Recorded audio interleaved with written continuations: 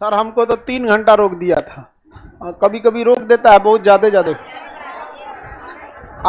अब इसी के लिए अभी एक अलग ट्रेन बिछाया जा रहा है जिसका नाम है DFC। मालगाड़ी सब उसी पे चलेंगी सब। सबसे सोचिए कितना तकलीफ मालगाड़ी वालों को होता होगा, बेचारन को रोक देता है 2-2 दिन। समझा गया? रेलवे को सबसे ज्यादा फायदा किससे होता है? मालगाड़ी में लगता कौन चीज? लाइट, बत्ती, पानी, toilet, bathroom, TT, seat, cover, सफाई, कुछ नहीं। खाली सामान भरो, अल्लू के निकल जाओ। तो बताइए कोई भी चीज पास आएगी तो फ्रीक्वेंसी दूर जाएगी। तो अगर कोई चक्रवात हमारे पास आ रहा है तो उसकी फ्रीक्वेंसी हाँ दूर जाएगा। तो डॉपलर प्रभाव के द्वारा हम मौसम का पता लगा सकते हैं। कैसे? जो भी बादल या कोई हवा आ रही है या चक्रवात आ रहा है उसका क्या नापेंगे? फ्रीक्वेंसी। क्या नापेंगे? फ्रीक्वेंसी। और अगर फ्रीक्वेंसी बढ़ रहा है तो किधर आ रहा है? हम लोग के पास। और जा रहा है, घट रहा है तो फ्रीक्वेंसी घट रहा है तो दूर। और जिधर की ओर बढ़ रहा है चक्रवात उधर ही बढ़ रहा है। तो बताइए डॉपलर इफेक्ट से हम क्या निकाल सकते हैं? मौसम का पता लगा सकते हैं डॉपलर रडार से। गोल सा होता है डॉपलर रडार। देखिए यही आपका कौन सा रडार? Doppler radar. कौन सा रडार? Doppler radar. ये किसका पता लगा देता है? मौसम का। किसका पता लगा देगा? मौसम का पता लगा देता है। और इस टाइप का ये रडार में क्या बताता है? जानकारी देता है। जहां पे फ्रीक्वेंसी ज्यादा वहां पे कलर अलग हो जाएगा, जहां फ्रीक्वेंसी कम वहां पे कलर अलग हो जाएगा। तो यही होता है आपका कौन सा रडार? Doppler radar. कौन सा रडार? Doppler radar. मौसम का पता किससे लगाया जाता है? ये डॉपलर रडार क्या देखता है? अरे मौसम की फ्रीक्वेंसी देखेगा। पर मौसम देखता है। डॉपलर रडार की रीडिंग देखेंगे तो इस डायरेक्शन में आएगा, इस टाइप की रीडिंग मिलेगी। इसका पूरा क्लास होता है, कोर्स होता है। नीचे क्या बना हुआ है? नक्शा। ये किसी शहर का नक्शा है या ये किसी शहर का नक्शा है। अब वो बता देगा कि शहर के जैसे बिहार का नक्शा मान लीजिए ऐसे, तो बता देगा कि इस एरिया में मौसम फ्रीक्वेंसी इतनी है, किस एरिया में ज्यादा, किस एरिया में कम है। उस हिसाब से आप बता सकते हैं कि कौन कौन जिले में ये चक्रवात होकर जाएगा।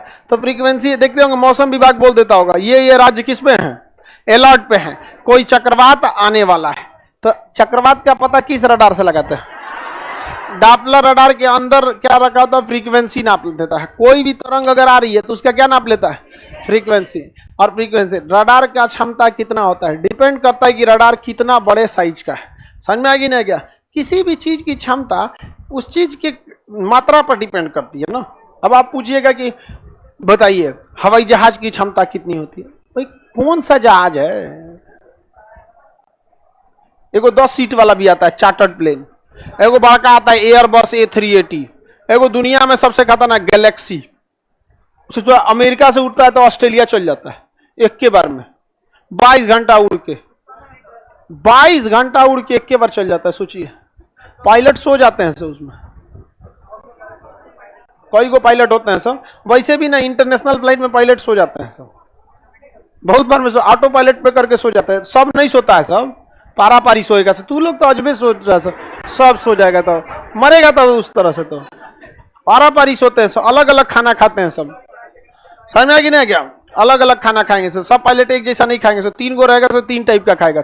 पता चला कभी कभी खाना में कोई गड़बड़ी आ गया तो तीनों को एक के खिला दिए तो तीनों गड़बड़ा गया सब। अब वो पायलट है उसको खाना खिला दिए बासी, जहाज लैंड करा रहा है, उसका पेट दुखा रहा है, अरे बाबा जहाज गिर जाए तो रहे। नहीं समझ में आया? लड़ाइए देगा वहां पर। सबसे टफ मेडिकल एविएशन का होता है एकदम मेडिकल, उसमें कोई कमी नहीं होना चाहिए। तनिको गड़बड़ाएगा काम खत्म हो जाएगा आपका। डॉपलर रडार समझ में आ गया?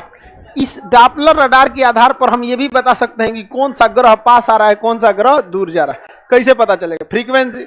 अगर ग्रह से आने वाली तरंग की फ्रीक्वेंसी बढ़ रही है तो पास आ रहा है, घट रही है तो दूर जा रहा है। किसी को दिक्कत? अब इस आधार पर न्यूमेरिकल भी बनेगा। आपसे कहेगा कि सुरेश किसी रेलवे स्टेशन पर खड़ा है, 200 मीटर दूर किसी ट्रेन की सीटी की फ्रीक्वेंसी उसको 12 हर्ट्ज सुनाई दी है, तो बताइए ट्रेन की रफ्तार कितनी है?